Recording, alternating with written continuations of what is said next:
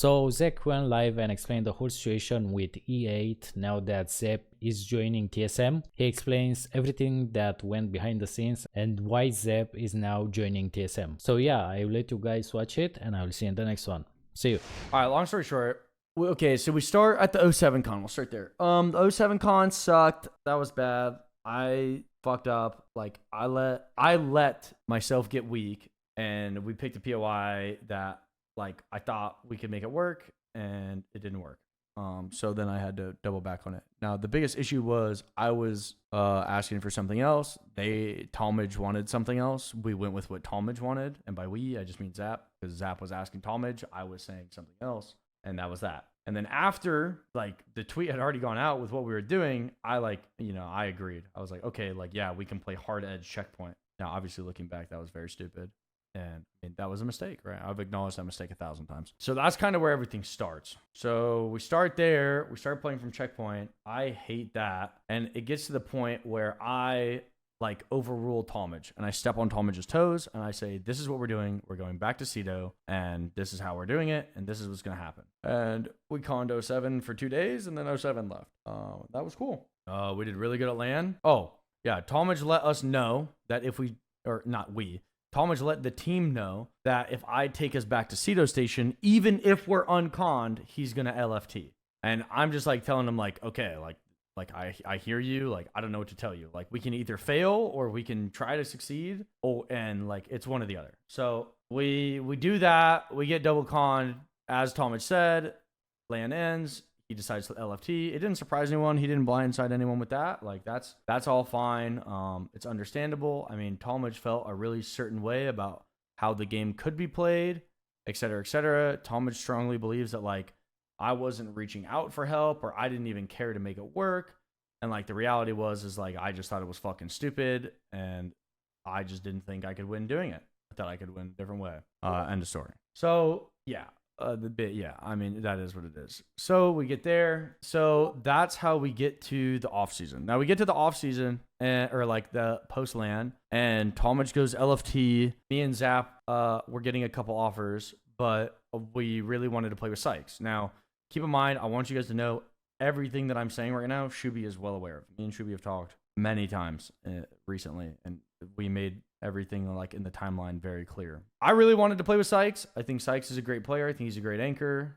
Like, end of story. I know Zap really, really wanted to play with Sykes as well. He was very vocal about that. Zap thinks Sykes is a great player. At the time, Talmage was LFT. He was not committed to E8. It turned into a situation where it was made out to seem that like Sykes and Talmage are like leaning a similar direction. Like whatever way one goes, the other one might go.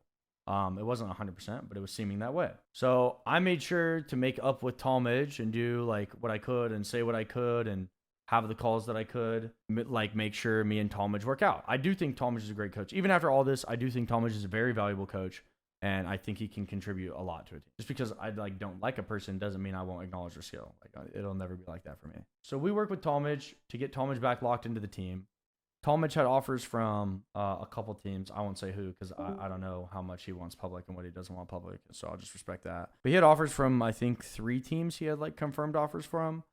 And after getting all 3 confirmed offers, he decided that he was going to recommit to E8. And that was awesome. That was great news for me. I was really excited about that. I, again, really value Talmage's skill. I think he contributes a lot to a team. Like, end of story.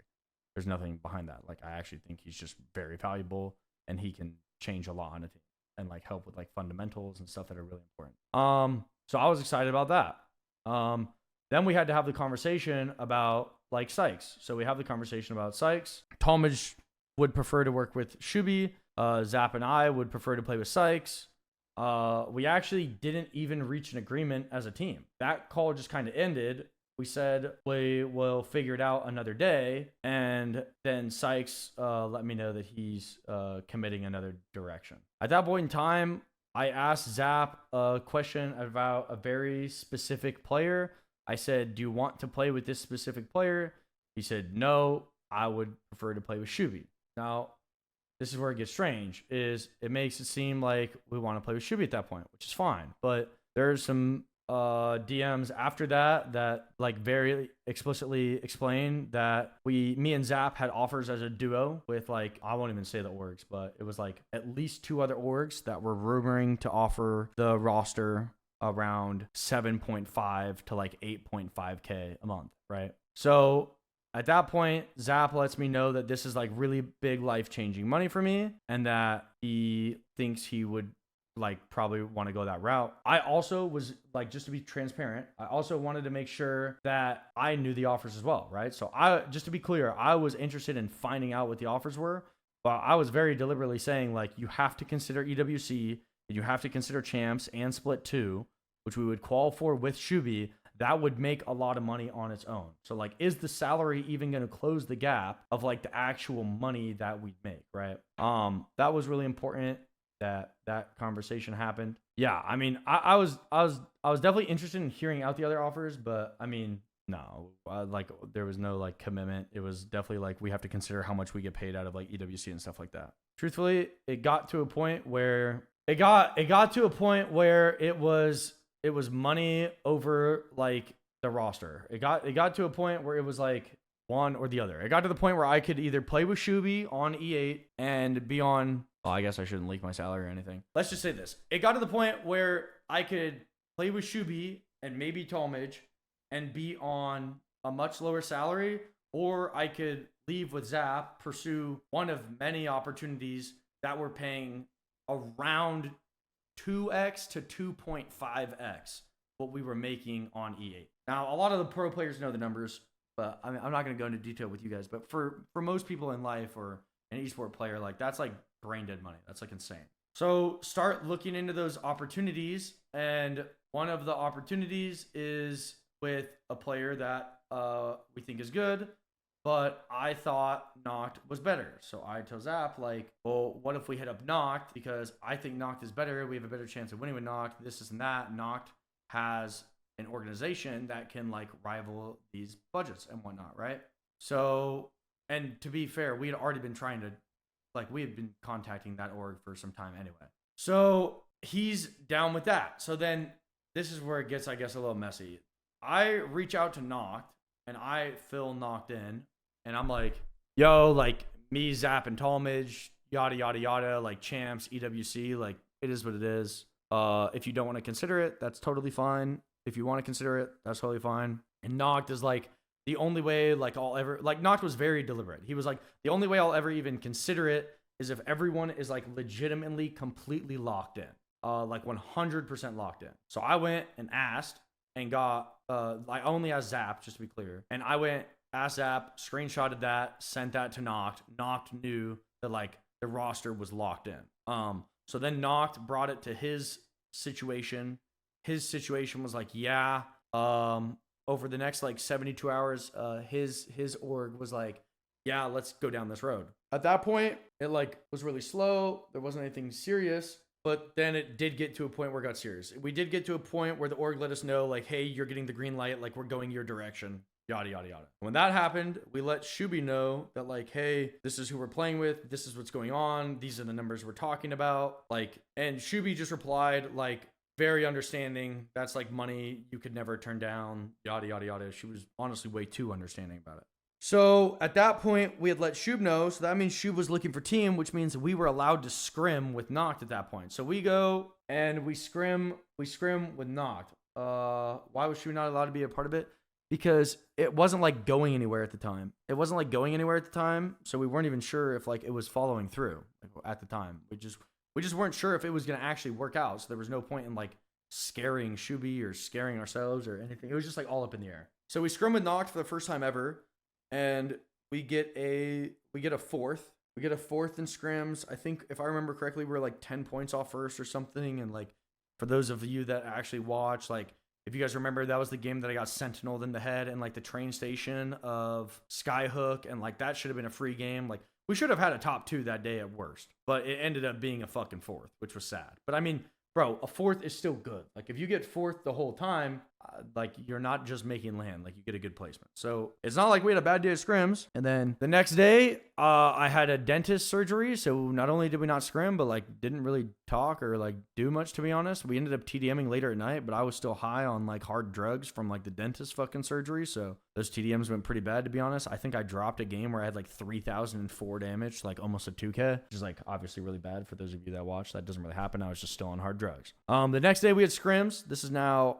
Friday. I think it's a Friday. And we scrim, and Zap is like very like mentally checked out. Like Zap just wasn't giving his best effort. When Zap is giving his best effort, Zap can single-handedly like carry a team. Like that guy is beyond mechanically gifted, and when he's thinking with his like whole brain and he's like really putting in the effort, Zap is like beyond incredible. So like I don't really know what happened that day. I don't want to say things that aren't true, so I'll just leave it at that. Basically, Zap just didn't show up to work that day at the level that sometimes he shows up to. He definitely didn't have like the energy or the vibes or the skill that he normally did. And the day went really bad, and he was tossing.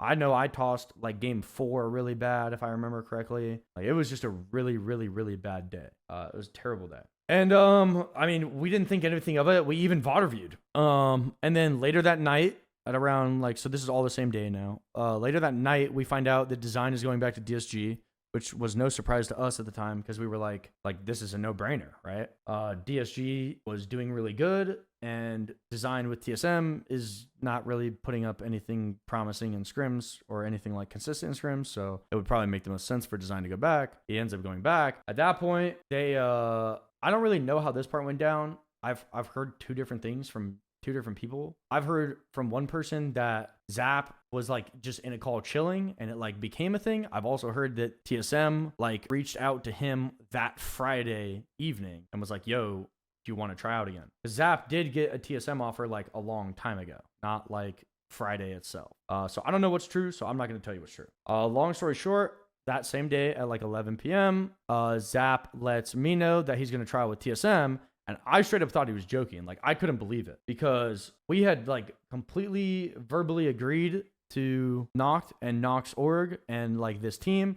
We had gone through like at least 4 to 5 days of the contract process. At the time, we didn't know it, but I know it now. Like, we were less than 24 hours away from like being able to get contracts and like sign contracts. As far as I knew, like it wasn't about a skill roster. It was all about money. So I went and got like a crazy money offer. And then Zap goes to trial with TSM. Now, I obviously am taking this as like a huge sign of betrayal. How do you do this to Noct? How do you do this to me? Like it's been like a full ordeal, right? So me and Noct, we reach out to Talmadge. We're like, this is how we feel about Zap. This is insane. What are your thoughts? And basically Talmadge is like, I have no thoughts. I'll let you know in the morning. And like, it was like a really cold answer. We were like, what the fuck? Like, this is strange. Like, you would think if Talmadge was getting blindsided, he would like feel some sort of way about it, you know? So I asked Talmadge, I'm like, do I have to worry about you joining TSM as well? And he said something along the lines of like, I don't know. Said something along the lines of like, I don't know, or like, I have no comment at this time, or he said something like basically, I don't know. He said, I don't have answers right now. That's what he said. He said, I'm going to bed. We'll have thoughts in the morning. I said, okay, do I have to worry about you joining TSM? He said, I don't have answers right now. So at that point, me and Noct knew that we had to worry about Talmadge. Now, as you heard, like Talmadge say, like he's going to bed. Me and like Noct aren't like fucking idiots, bro. Like we're just like seeing him like getting moved around in this one Discord. We're like seeing him in and out the general chat. Like he's interacting with people, and then like 40 minutes later, or I don't want to say 40 minutes later. Let me go actually look because I don't want to say something that's like not true, right? That would be fucked up. We talk about a call. Like me and Noct are asking for clarity in a call. He gives us the call. We call. I say good night, talk to you tomorrow. He says you'll keep your spot regardless or not because of Vem. As you guys know, you can keep Pro League spots with subs. I said I wasn't sure because I think Vem is playing nice CC split. He said, I don't know.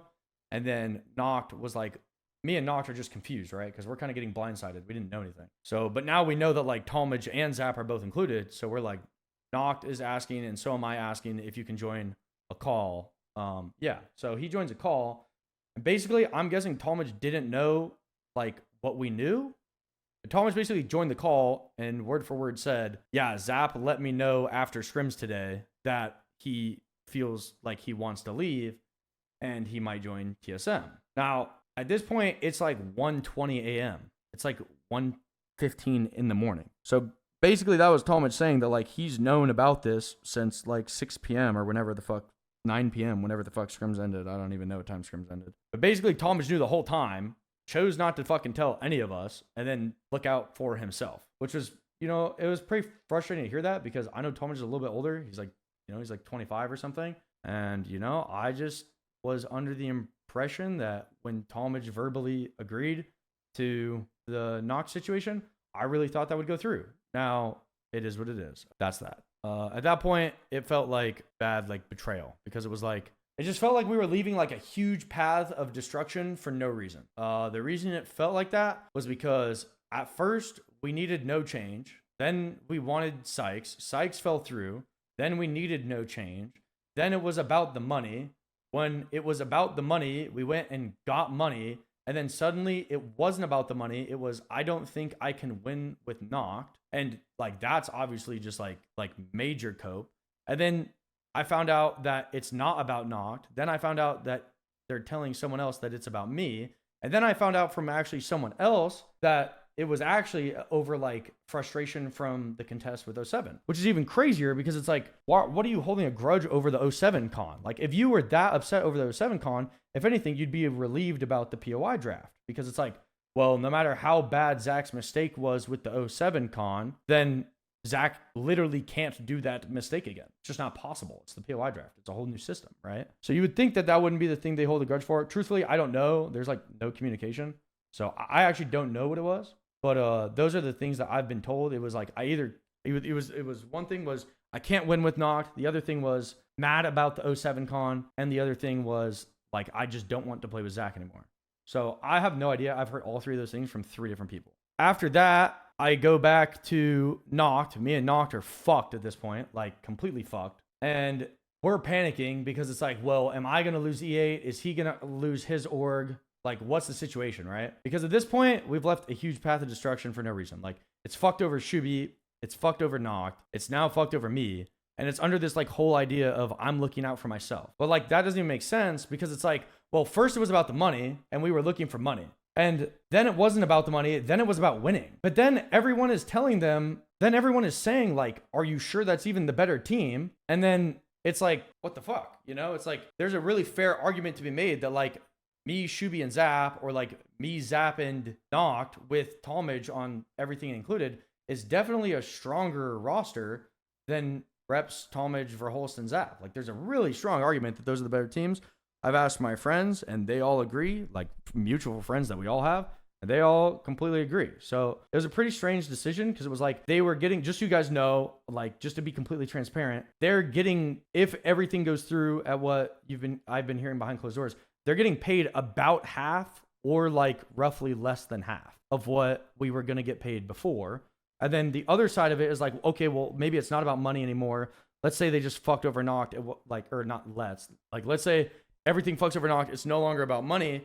It's now about placements and like making sure we can win. Sure, you changed your mind. No big deal. But like, is that even the fucking better roster at that point?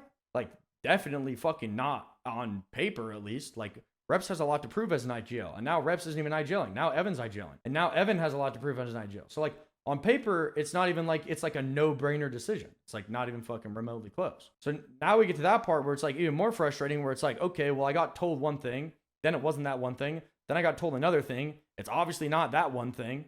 So it's like, well, where the fuck is it? Like what the fuck could it be? And then it's like, okay, well now I'm hearing it's like the 07 con, or now I'm hearing it's like, well I just don't want to play with him because of his attitude, or how he plays, or his mental, or it's like 50 different things I've heard. I truly don't even care which one it is, but to me it's just like most important because I don't want people to think that like I just went around and like blew up the EA roster. I'm not going to say Talmadge and Zap said anything to Shubi because I actually don't know. So again, I don't know how this got to Shubi, but Shubi was completely under the impression that I single-handedly kicked him from the team. And this entire thing was like my work of like this like crazy scheme. Like that was very obviously not the case. It was so bad that Shubi wouldn't even like talk to me. He wasn't even entertaining a conversation with me. And I had to like legitimately harass Shub to get him in a call with me just so I could be like, yo, I know you hate me for things that you think I did. Can I just screen share my DMs and you can read every one of my DMs ever? Like formulate your own opinion. Like, I don't even care if you hate me at the end of the call. Just formulate your own opinion. So I finally get Shuby to join the Discord call. We sat in that call, bro, we were in that call for almost 5 hours. It was a long fucking call. And by the end of the call, Shuby was basically just like, damn, like, this is really fucked up. Like, I feel bad. And, you know, me and Shuby are cool again, which is really cool. That's some good news. There is like some upsetness because when I had to pick between Shuby and Zap, obviously I did pick Zap. And that obviously is going to be like a soft spot forever. And that's very understandable. I didn't pick Shub. I did pick Zap.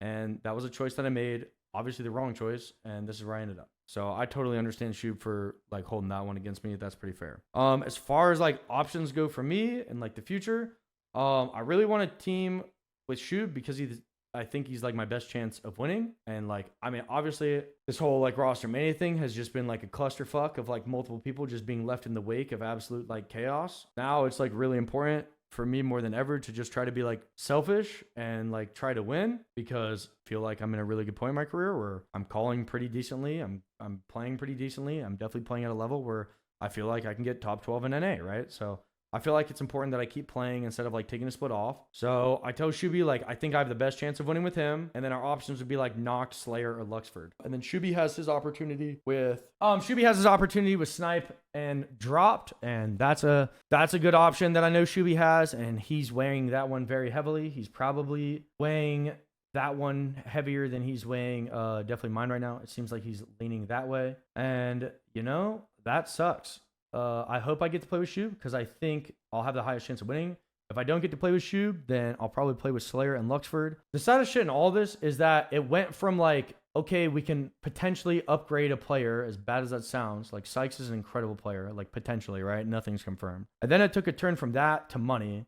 And then it was about money. And then it wasn't about money. Then it was about winning. And then when it was suddenly about winning, it wasn't even about winning. It was about like personal grudges because like, everyone in their ear and everyone in my ear is telling me the exact same thing. And they're all the same people. And like those people are saying these things publicly. So I doubt that they're telling them one thing and telling me another, or telling their chat one thing and then telling them another.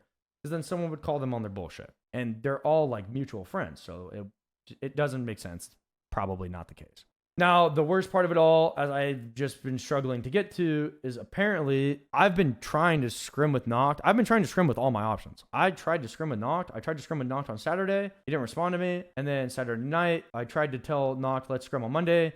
And Noct let me know that he's just no longer playing. It looks like Noct is going to like take split 2 off or like retire. Or I genuinely don't even know. All he told me is I'm chilling. And that like breaks my heart because like, even though I know I had no doing in fucking Knocked over, specifically Knocked, it definitely like hits a chord knowing that like I fucked Knocked over back on Cloud9. And then I brought this really good team with EWC and champs and like everything, like a fully ironed out team with a coach to him, had everyone agree, sent him the screenshot of everyone agreeing. So he brings it to his world and then everything betrays him. And he's so fucked over. I can't even explain it. Like, I don't want to explain Nox's situation. 1, because I don't know Nox's situation as clearly as he would. And 2, because like that's his own business. But long story short, he's just like so fucked, and I feel really bad for him. And I